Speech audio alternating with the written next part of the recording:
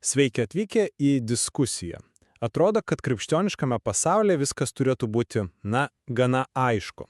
Geri darbai yra gerai, Evangelija mus ragina padėti vargšoms, kovoti už teisingumą, būti matomiems, bet tada, atsiverčiame apaštalo Pauliaus laiškus ir jis regiš įmeta į šį aiškumą tikrą bombą idėją, kad mūsų didžiausios pastangos, mūsų išmintis ir geri norai gali tapti kliūtimi pačiam Dievui. Būtent. Ir čia, man atrodo, kyla tas esminis klausimas, kurį šiandien ir bandysime išnarplioti, remdamosi pateikta medžiaga. Kas yra tikrojo krikščioniško poveikio pasaulyje variklis? Ar tai aktyvūs, matomi socialiai angažuoti veiksmai, kuriais mes, sekdami pranašais ir pačiu Jėzumi keičiame pasaulį, o gal tikroji jėga slypi visai kitur, radikaliame savo silpnumo pripažinime, kuris atveria erdvę veikti Dievo galiai? Aš ginsiu poziciją, kad tikėjimas be matomo darbų yra tiesiog, negyvas.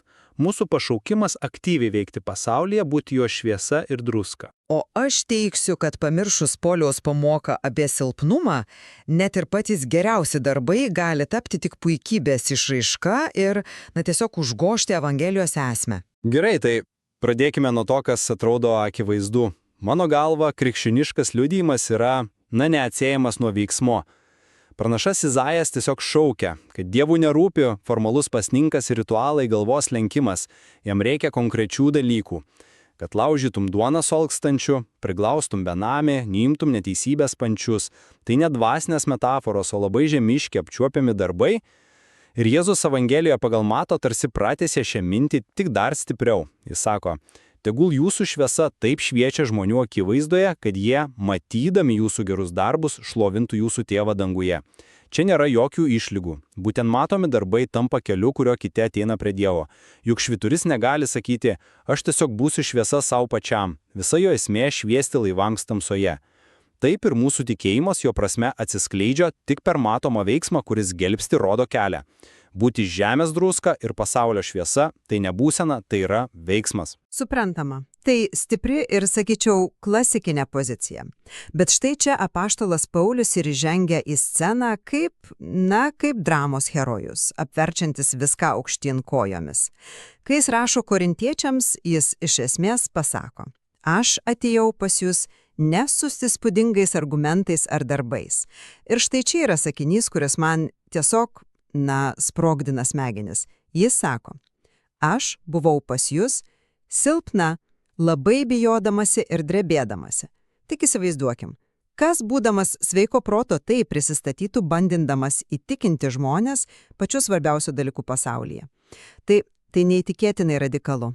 Paulius sąmoningai atsisako visko, ką pasaulis laiko stiprybę, iš kalbos, išminties, galios, kad tikėjimas remtųsi ne juo, o Dievo galebe.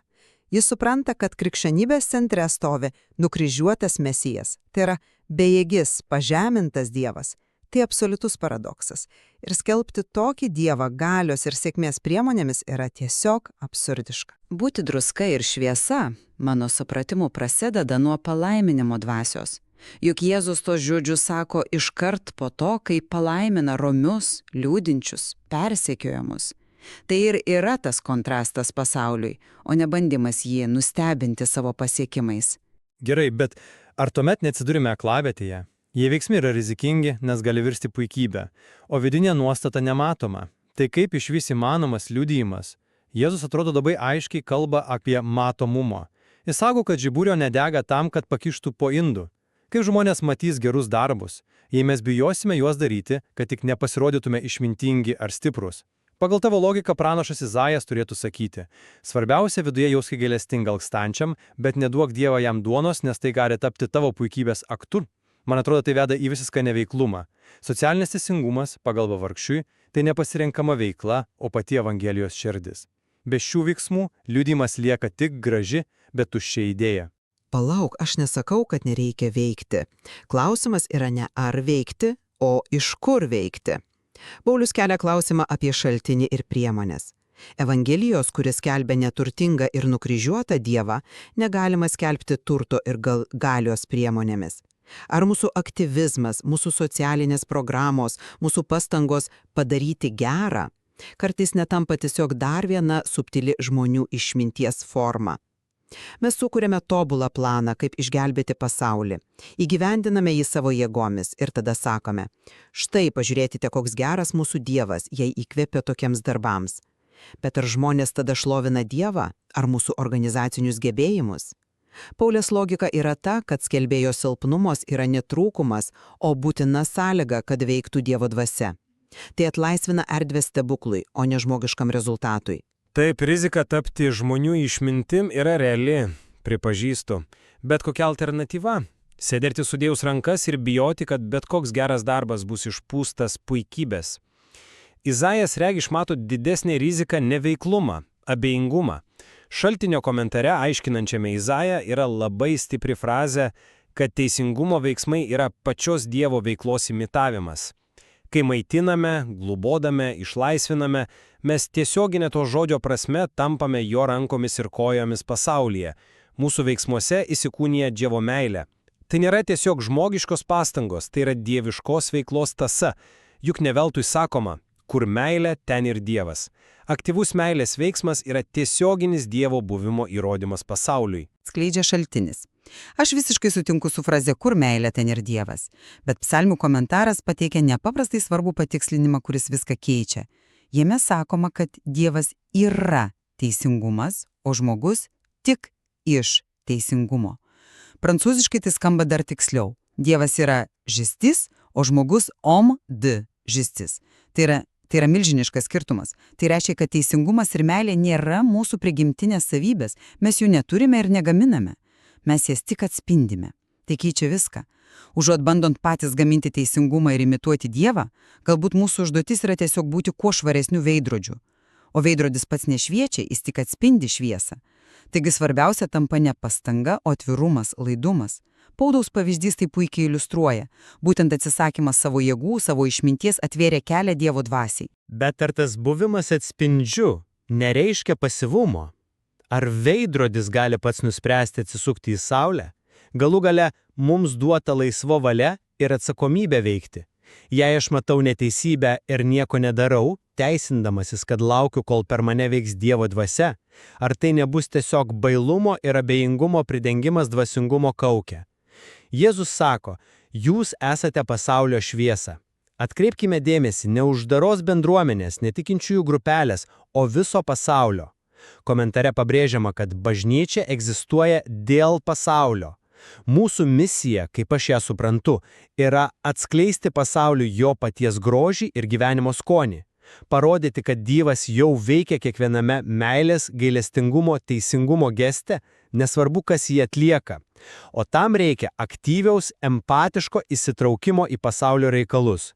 Reikia atsiraitoti rankovės, o ne tik stengtis būti švarių veidrodžių. Aš manau, kad tu supriešini dalykus, kurie galbūt nėra priešingi. Būti veidrodžiu nėra pasyvų. Reikia nuolatinio darbo, kad jį nuvalytum nuo dulkių, nuo savo ego, savo baimių, savo išankstinių nuostatų. Tai labai aktyvus vidinis darbas. Ir būtent tai ir veda prie kitos minties. Tu praleidai kontekstą, kuriame Jėzus pasako tuos žodžius apie druską ir šviesą. Jis juos ištarė iškart po palaiminimo. Vadinasi, būti šviesa, kaip rašoma šaltinyje, reiškia įkūnyti tą paradoksalų, apverstą pasaulį. Laimingi yra nuolankus, liūdintis, tyra širdžiai. Tai visiškai prieštarauja galios, sėkmės ir savęs įtvirtinimo logikai, kuria gyvena pasaulis.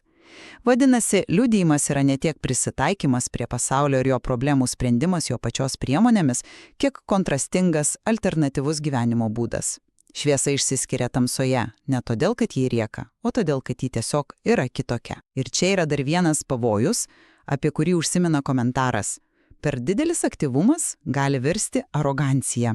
Per daug druskos sugadina patiekalą, o per ryški šviesa akina užuot atskleisdusi grožį. Mūsų liudijimas turi būti diskretiškas, kaip druska, kuri ištirpsta ir pranyksta, bet suteikia skonį. Bet kaip tas diskretiškumas dera su Izaijo raginimu šaukti iš visos gerklės prieš neteisybę? Arba su Jėzaus paliepimu statyti žiburį ant žibintuvo, kad šviestų visiems, kas yra namuose? Atrodo, kad Biblijoje yra stipri linija reikalaujanti ne subtilumo, o drąsaus ir viešo veiksmo. Kai mes kovojame už socialinį teisingumą, už žmogaus teisės, už gamtos išsaugojimą, mes nebandome nieko pakinti. Mes tiesiog bandome įgyvendinti tai, ką Dievas laiko teisingu. Argi tai nėra pati geriausia šviesos forma? Arba, tavo terminais kalbant, argi tai nėra pats geriausias būdas leisti Dievo teisingumui atsispindėti per mus? Juk jei veidrodis atsuktas į saulę, jis negali nešviesti. Ir jis šviečia ne savo, o kitiems. Taip, bet koks yra to švietimo tikslas? Čia ir vėl grįžtu prie Pauliaus. Tikslas nėra nugalėti oponentus ar įrodyti savo tiesą. Šaltinyje atkreipiamas dėmesys, kad pačiame žodžyje įtikinti slypi siekis nugalėti. Evangelijos dvasia kitokia. Paulius ateina ne nugalėti, o tarnauti. Ir tai daro silpnume. Galbūt šaukti iš visos gerklės nereiškia kelti kuo daugiau triukšmo socialinėje erdvėje. Galbūt tai reiškia gyventi taip radikaliai pagal palaiminimus, kad tavo pats gyvenimas tampa tyliu, bet ausį rėžiančių šauksmų pasaulio logikos akivaizdoje. Man atrodo, mes per dažnai sutapatiname būti šviesa su būti dėmesio centre. O gal tikroji šviesa yra ta, kuris sklinda iš žmogaus neturinčio jokių pretenzijų, jokios galios, jokios išminties, bet per kurio trapumą kiti gali pamatyti ne jį, o Dievo galybę. Tai daug sunkesnis kelias nei organizuoti protesto akciją. Apibendridamas noriu pasakyti, kad mano pozicija lieka tvirta. Nors ir, pripažįstu tavo argumentų keliamo įtampą. Manau, kad krikščioniškas liudijimas reikalauja matomų ir konkrečių teisingumo veiksmų. Kaip moko Izaijas ir kaip patvirtina Jėzus, būtent dalymasis, globa ir kova su neteisybė leidžia mūsų šviesai šviesti. Šie darbai nėra tik šalutinis dvasinio gyvenimo produktas. Jie yra pati liudijimo esmė, per kurią pasaulis gali apčiuopiamai atpažinti Dievo buvimą ir jo šlovę. Mūsų darbai, įkvėpti tikėjimo, tampa tuo matomu tiltu tarp Dievo karalystės ir pasaulio, kuriame gyvename. Aš taip pat lieku prie savo pozicijos, kad nors veiksmai yra neišvengiami ir reikalingi, pirminė ir pamatinė yra vidinė nuolankumo ir silpnumo laikysena, kurią taip ryškiai įkūnė apaštalas Paulius. Evangelijos paradoksas, nukryžiuotas bejėgis išganytojas reikalauja, kad jos skelbimas remtųsi ne žmogiška galia ar įspūdingais darbais, o visiškų pasitikėjimų Dievo dvasia, veikiančia per mūsų neturtą ir trapumą. Manau, tai yra tikrasis kelias, leidžiantis kitiems patirti Dievo galią, o ne tiesiog susižavėti mūsų pačių išmintimi ar gerais darbais. Akivaizdu, kad šios dienos šaltiniai atskleidžia nulatinę gyvą ir ko gero niekada iki galo neišsprendžiamą įtamką tarp išorinio veiksmo ir vidinės nuostatos krikščioniškame gyvenime. Tarp Jėzaus raginimo matomiems darbams ir Pauliaus baimės pasikliauti žmogišką išmintimi. Taip, abu šie poliai yra absoliučiai būtini. Galbūt tikroji išmintis ir slypi ne pasirinkime tarp jų, o nuolatinėme bandyme juos išlaikyti kūrybiškoje įtampoje. Ir šis klausimas, kaip suderinti aktyvų veikimą su vidiniu neturtu, ir yra tas, kurį pateikta medžiaga palieka mums apmąstyti toliau.